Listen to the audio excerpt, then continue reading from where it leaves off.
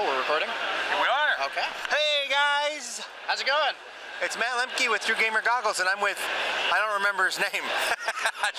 Tyler Maize. Oh, I was gonna say Sean. I was bad. That's not even the right letter. It doesn't even start with the right letter. It's close. Okay, we'll take it. We'll take that. And we're here to talk about all things Upper Deck. Woo.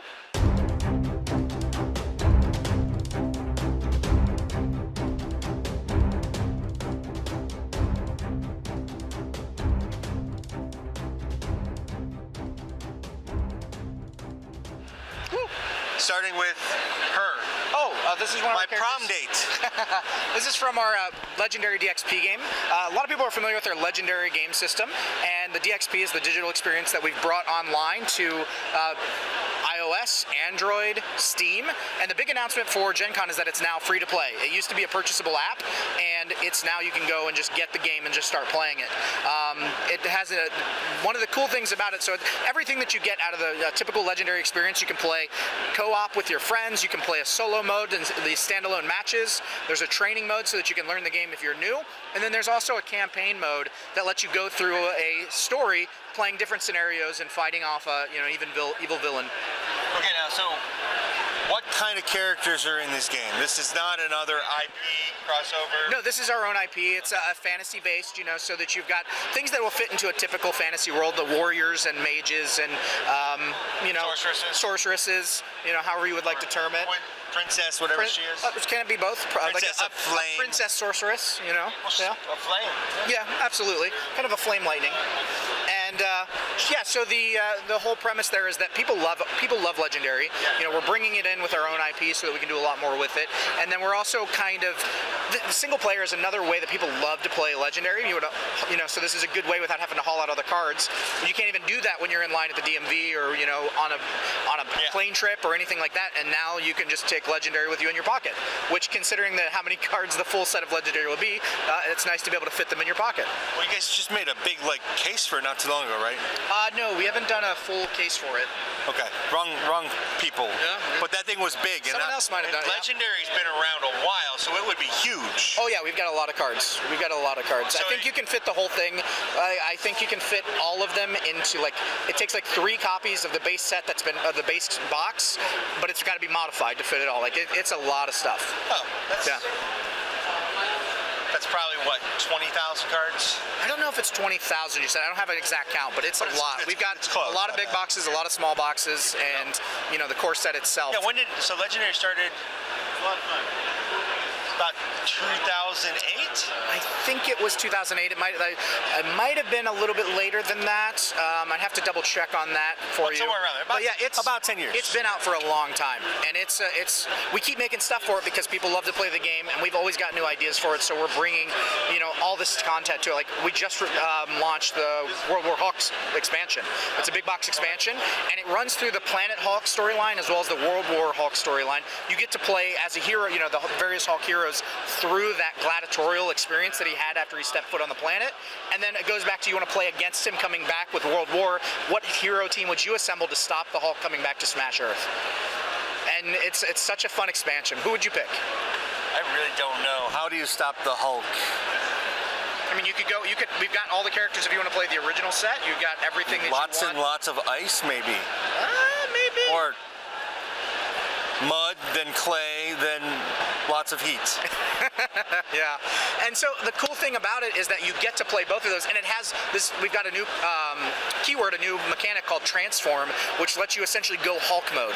So the characters will have a transform ability. When you meet the condition, you get a different version of that hero that's powered up. And so it's a really fun way. If you want to go smash things, this is the set to do it. We got a lot of Hulk fans. We've had some other big boxes that feature the X-Men, for example, and hit some of those iconic characters. I've seen that one. I like that one. Yeah, this one really focuses the Hulk, and for those Hulk fans out there. Also, it's the first time that we brought She-Hulk in. So She-Hulk is a character, cool. a playable character in this. Really, really cool set. She doesn't see a lot of love. No, but we love her, so we put her in the set. She just doesn't IP-wise. I mean, even way back in the days of VS, there was not a lot of She-Hulk. Yeah, there's several people actually at Upper Deck that's their favorite character, so they're super excited that it's. Oh, I bet they're happy. Yeah. So she's got like 12 cards. Yeah. Yeah. Compared to everybody else's 2. Yeah. Exactly. And then so it's a fun set, that we expanded. But in terms of Legendary, we also have a new core set that came out here at Gen Con. Yay! And yes, absolutely. And it's the Marvel Studios 10th anniversary set. And that includes Phase 1, and it's a core set that's been tuned with, for the Marvel Cinematic Universe, celebrating the 10 years with Phase 1. It's all the movie stills. Yeah, so some people love that stuff, and they, there are people that when we came out with Spider-Man Homecoming, they love the fact that because they're so connected to the author. Maybe they weren't big into the comics, and they came in because of all these awesome movies that are coming out. Now they have a set that is like all those characters for them, and it's a really great way to introduce new people into Legendary as well, because they might not connect with the comic book versions. They can connect with these ones they've seen on the screen. On the screen, right? Yeah. So the cinematic version they would just released. How far does it go with Phase 1? I mean, I don't know where the phases break down in the movie. I believe they break down at the Avenger movies.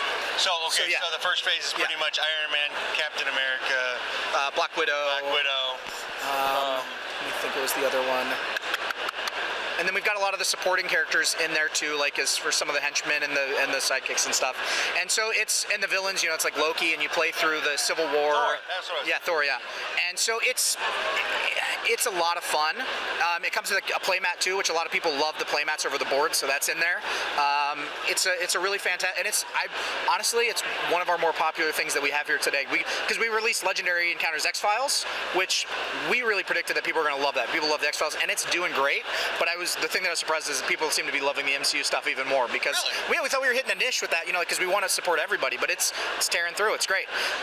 The Legendary Encounters X-Files is our next Encounters game, and it features, you play your favorite agents, whether that might be Mulder or Scully or Skinner. They're in there with special abilities, and unlike the Legendary games, you play a little bit more against the story, which is perfect for this type of game with X-Files. And the big key things is that in X-Files, you don't know who's on your side. You don't know who is, good guys can be bad guys can be good and inform you and help you. And so that's done by mixing them in, some good guys into the bad guys deck and some of the bad guys into the good guys deck. And to help preserve that, we have the shadows where the bad guys come out, and you have to scan to see what those cards are. It's a little bit of a co-op mechanic. I'll scan this card and then you beat him up. But you might flip it over and it's an informant, and he's giving you tips and information, so you're getting more cards every turn while he's still in play. Or, you think you're going to recruit a guy to help you out, and you flip it over and he's going to have some detriment for you. In addition to that, you play to the culmination of, the bad guy, the big bad guy, the boss battle, if you will, and there's evidence that's stacked up, and it's all hidden. And through the course of the different arcs that you're playing through within that story deck, you're going to try to reveal that evidence and try to collect it so that you can minimize the difficulty of that final fight. And each of those evidence cards will say things like, tech cards don't work against this guy. He's immune to tech cards. Knowing that is good, because then you don't recruit him. Even better is getting rid of that so it doesn't have an effect in the final battle. Right. So there's mechanics that are in play to do all of that. And then there's also some stuff that represents, the search for truth. There are beliefs cards and there's doubt cards, and those get mixed into your deck. The doubt cards are things you don't want to happen, and the belief cards are things that will trigger in, help you mitigate things and give you some nice bonuses and boons, and they tie into each character, and it's very thematic. Okay. And then our big one, the big game that we're releasing, is huge. The whole booth is actually themed in it, is Dark Legacy: The Rising. That is our new constructed deck game, but it's also mixed with tabletop RPG. So you build a deck, and you have a D20. You have a playmat that serves essentially as your character sheet. Left half of the character sheet, because you are playing, it's not just the creatures you summon. You want to attack the other guy too, you can equip weapons, armor, trinkets that are called relics. They allow you to do things like store up extra magic points to cast with, or do more damage. You want to take that sword and turn it into a flaming sword, augment it. But at the same token, you have this, the ability to control these creatures and send them on the hunt and cast spells. And when you're building your deck, it has different levels. So if we're fighting, I'm a level 3, you could be level 7, and we're facing off against each other, I get more XP for taking you down. And that's a level up system with a campaign mode. So, if I'm playing level 3 and I want to include higher level cards, I totally can.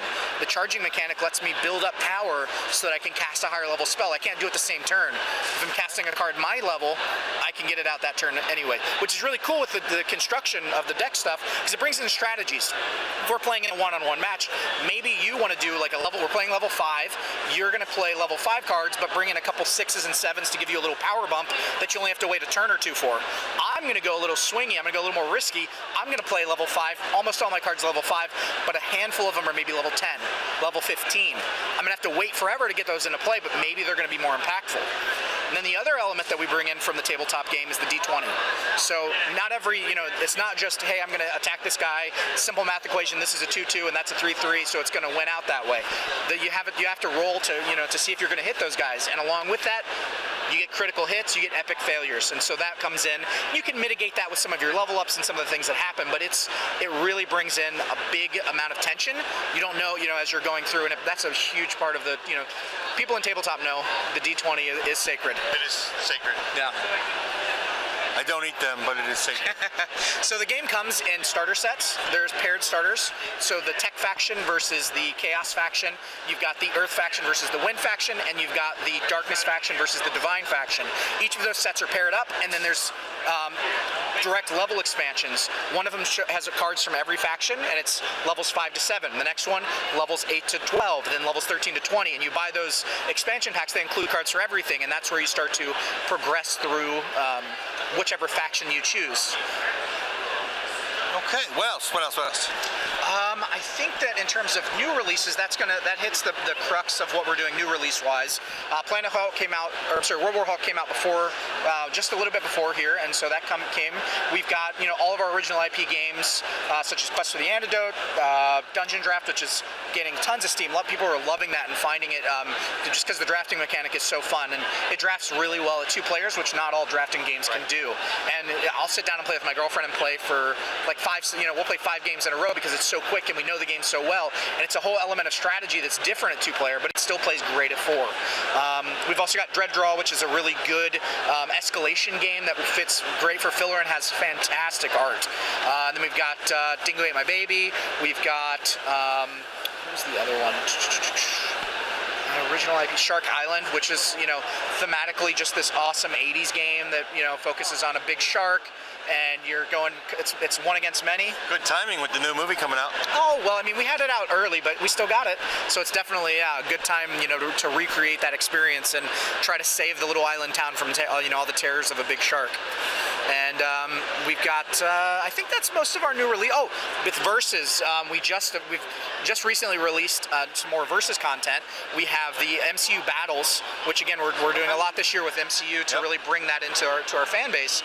And that's essentially it's compatible with everything, but it serves as a standalone starter where you can start to play against each other. And there's 2 expansions within that arc, which is the MCU villains and the MCU heroes, that brings even more content in for deck building in terms of what you want to play. It's compatible with everything. From a tournament level, there's a couple of restrictions on in mixing cards, but they can all fight against each other, and it's another way to experience that movie, the love of the movies in the MCU. Right. All right. Sweet. Yeah. Absolutely. What about you? Well, I don't know. How's the convention going? Good? It's mostly good. Yesterday was rough. Had to go buy a new tripod. I was out till about 2 a.m. as a result. Hey, well, it's a fine tripod, and it served well. It's a start. Yeah. It's a start. But anyway, I think that's everything. That's everything, all the big stuff that we've got going on. Thank you very much. Thank you for stopping by. Thank you guys. Thank you guys for watching. And see you around. Yep. Bye. Sweet. Hi, guys. Meet the Nibbles, who's gonna go down. She just decided not to go down my back, so we'll do this for her so she's comfy. Thanks for watching my video, and I appreciate it. Please hit the like button and share it if you know somebody who might be interested. And of course, there's always Twitter and the Facebook thingy, and soon I have a newsletter coming. That'll be down there or in a link below, and my kitty cat loves that idea. So anyway, there was one more thing. Oh yeah, subscribe. Be a part of my community, our community. Let's make it grow together. See you guys at a con somewhere, or a local store, or if I'm driving through the country, maybe a game club. I don't know, you're not going to go knock down my camera. Bye, guys.